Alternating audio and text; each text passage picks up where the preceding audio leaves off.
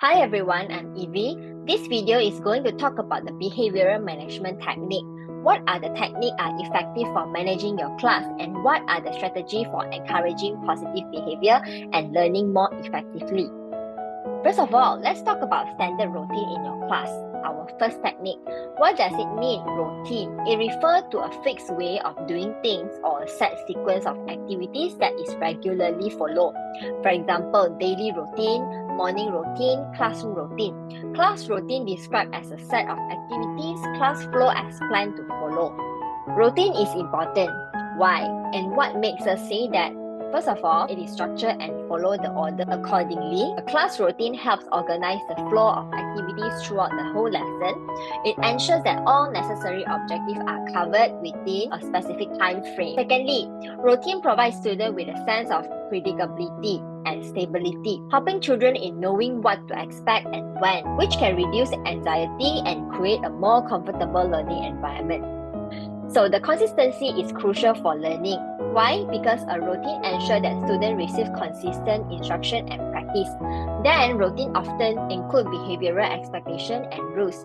Students know what is expected from them during specific activities, which can help maintain a positive and orderly classroom environment.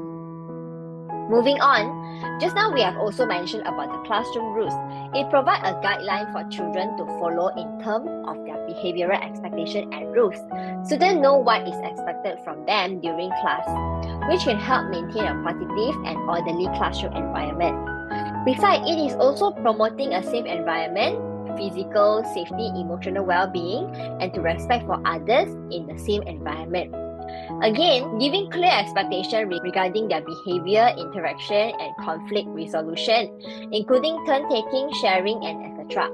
Rules create a sense of security and promote a positive environment which is respected and supported by everyone. Besides of the routine, setting a classroom rules is also one of the effective ways in managing your students.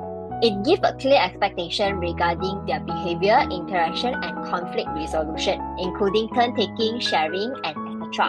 In addition, time management is also one of the key in managing your class to ensure that the activities not consume too much time or too short. It will affect on children's attention span in class. If doing the same action repeatedly might lead children to the feeling of bored, what if too short? Also will affecting on the student learning progress and their result. Therefore, time management for each activity is important to achieve an effective teaching. If managing well, your student will feel productive in your class. Again, a good time management helps teacher allocate your time effectively and efficiently by organizing tasks and activities well. Additionally, another effective way in managing your class and managing your child behavior issue is to build a positive relationship with your student. Must first develop trust between you and your student, be respectful to their thoughts and feelings, encouraging open communication, no criticize, and be open-minded. So to those who show good care, support, and interest in their student can create a positive classroom environment. In turn, children will most likely to follow your instruction, listen to you as how you're listening to their feelings and thoughts. Without a doubt, it can definitely encourage students to actively participate in the activities. As a result, they will feel valued and develop a sense of belonging in your class. Furthermore, using engaging instruction and implement differentiation teaching method is also one of the important ways in managing your class and children behavior issue. It involves variety of instruction to cater different student needs.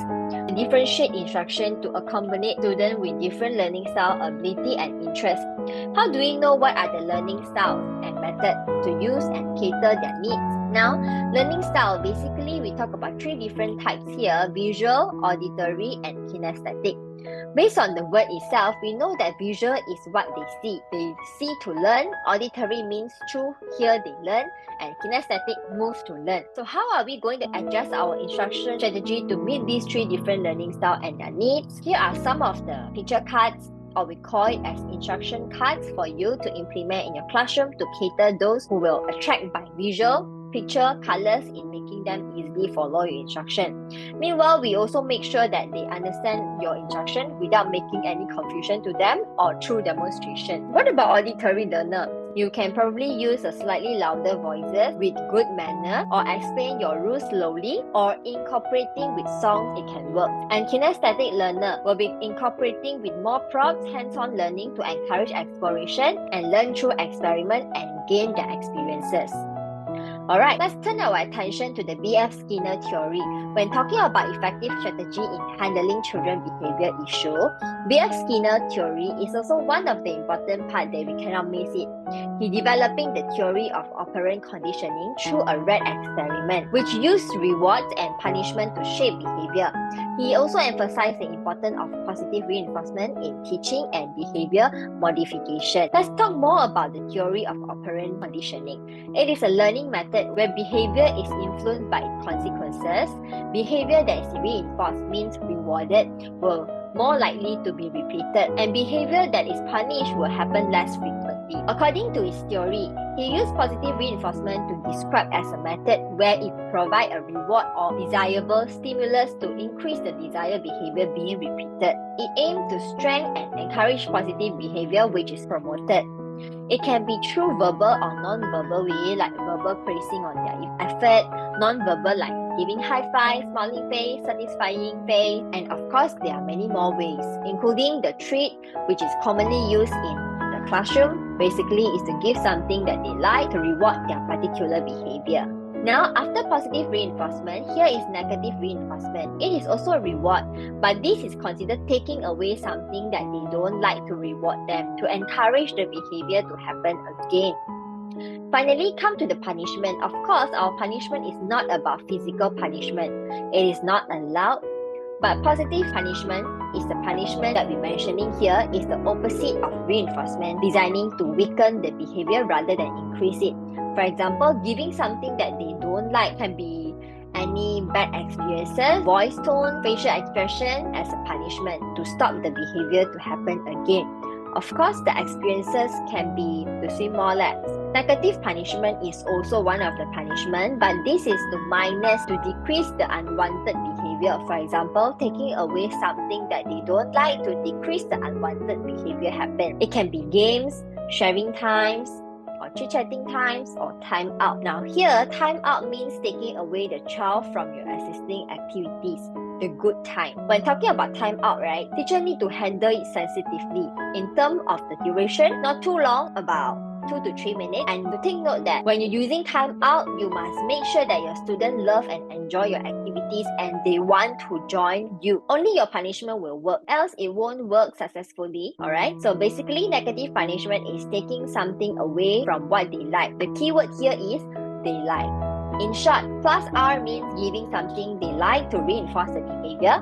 Minus R, taking away something that they don't like to encourage the behavior. Plus P, adding something they don't like to decrease the unwanted behavior. And minus P, taking away something that they like to decrease the unwanted behavior. Alright, so this video has come to the end. I hope you could try out this strategy that has been highlighted in this video and share me your outcome. Thank you so much for watching. I'll see you in the next video.